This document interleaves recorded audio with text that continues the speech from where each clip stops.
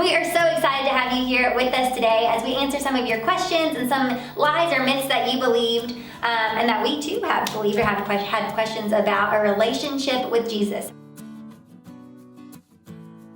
So we're going to go ahead and just hop right in out of our little secret jar of questions. I will draw our very first one. All right, the first question.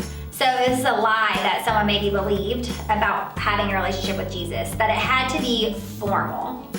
And so I think we were even talking earlier about how how God can be intimidating. Yeah, for sure. When you're first coming into faith, because he's just so powerful and you are in awe of his power and his glory and his goodness. It's easy to seem like he's kind of distant, kind of view him as a God who's just sitting somewhere up there and controlling but that's not the case at all. Exactly. And I think our culture even does a good job of, unfortunately, sometimes making God really formal. But that's why he sent Jesus, to kind of bust that myth, I guess, of just helping us see that he is a God that is relational and wants to have a personal relationship with us, and that he is a God that is kind and gentle and good. And we see that in the Old Testament too, but I think it just having that tangible human version of Jesus allows us to really experience an informal relationship. And I think just the picture of the cross, there's nothing that shows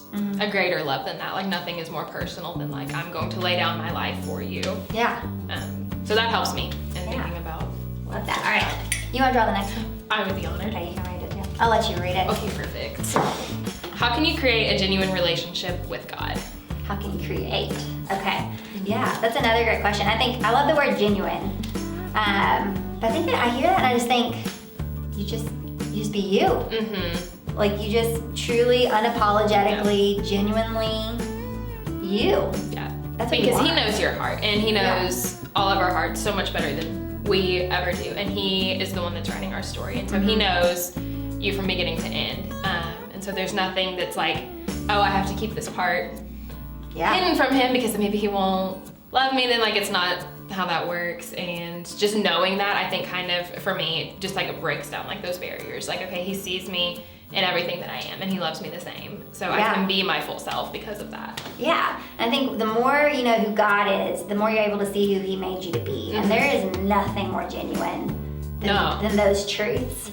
But coming to God as genuinely, just as Maddie was saying, it's just completely and totally yourself. We can't hide anything from him. It's gonna be messy. It's gonna look messy. You might be a mess. I know that I am constantly a mess, a hot mess. In it with you. But when you lay it all down, I think that's what it looks like. So how do you create a genuine relationship? I think it's just allowing all of yourself to be seen by a God who already loves all of you, and wants all of you, but he loves you too much to leave you there. And that's a good word. And that's the beauty of, I think, truly having a genuine relationship with God. Okay. Next question. I don't know why I shake them. That's okay. It's fun. That's a little spice. A little spice. That's really no relationship. So how do I know I am going in the right way to create a relationship with Jesus? Which I'm an Enneagram 1, so I relate to this question. I am a 4. I do not. Let's go. How do I know I am going in the right way? Gosh, so many times I want a road sign. It's this is the direction. You're doing it right. Right, keep going. But so how do I know I'm going in the right way? I think it's just the fruit of your life, which is such a Christian word to say, the fruit. But there's scripture in Galatians that talks about the fruit of the Spirit: love, joy, peace. There's a song. I won't sing it. Love, joy, peace, patience, kindness, goodness, self-control. I'm missing some. Faithfulness, something else. She's got the song. And so if you see those fruit in your life, it's not so much about right. It's just okay, I'm living a life of wisdom if I see those fruits in my life. I'm choosing God if I see those fruits. When you're walking close with him, that sort of thing is just going to come naturally. It comes out of the overflow. So if you are keeping your eyes on Jesus, then out of the overflow of this intimate relationship, you will live a life full of him. And it's truly I like to say the word effortless, because I think in my early years of faith, I really tried to put a lot of effort in doing the right things all the time. and I was exhausted. But what I learned is when I enter into that intimate relationship with Jesus, it won't be like, I mean, it's not completely effortless. You do have to make choices. Yeah. But there's just like out of the overflow of that intimate relationship, those choices become a lot easier to make. Yeah. You desire them and you want them. And there's no standard, like there's no like bar set. It's like, okay, I have to reach that or else Right. I'm doing something wrong. Like it's personal. Okay. I think we got a couple more. That God, so this is a lie, that God wouldn't love me if I was myself. So it's like a worth kind of question. That who you are isn't worthy, I guess, of God's That's tough. love, which is tough, yeah. And I think I definitely have been there. Yeah, I struggle with that a lot, striving just to be good enough in general, but then especially like I see that translate into my relationship with God. And I think it just goes back to what you said, like keeping your eyes on Him. And when you're focused on that and who He is, then you believe who He says you are. And I think that is a game changer. Absolutely. I think a lot of times when I'm talking about worth, talking to someone else, or thinking about even just my own, how I'm feeling about my worth, I remember that when Jesus died on the cross, He thought of me, and He thought of you, and He thought of Maddie, and He said we were worth it. He said we were worth dying for.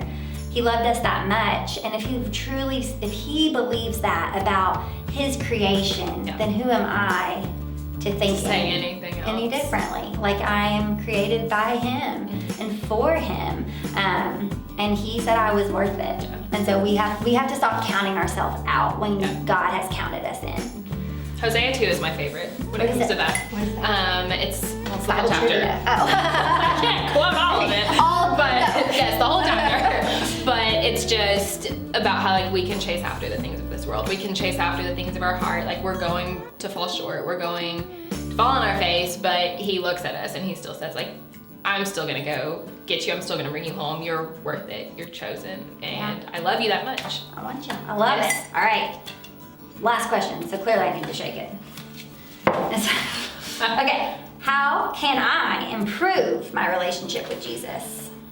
Prove Prove or improve? Improve. Improve. I think that one's just like any other relationship in your life. Like you wouldn't get closer to a friend if you never spent time with them, or if you never talked to them, or if you never listened to them.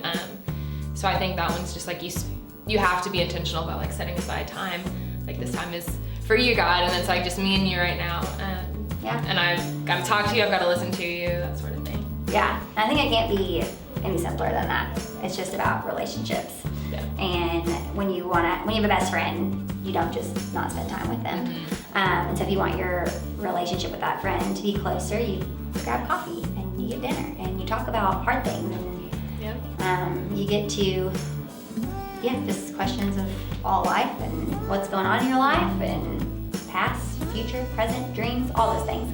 Yes. Awesome. Well, that was all of our questions. If you haven't yet, go ahead and check out our video from earlier this week where we talk about the authority of God, and send in your questions that you have about the authority of God. And as always, if you have any questions and want to reach out, we're always here for you, and we love getting to just be connected with our community. We hope you all have a great rest of the week.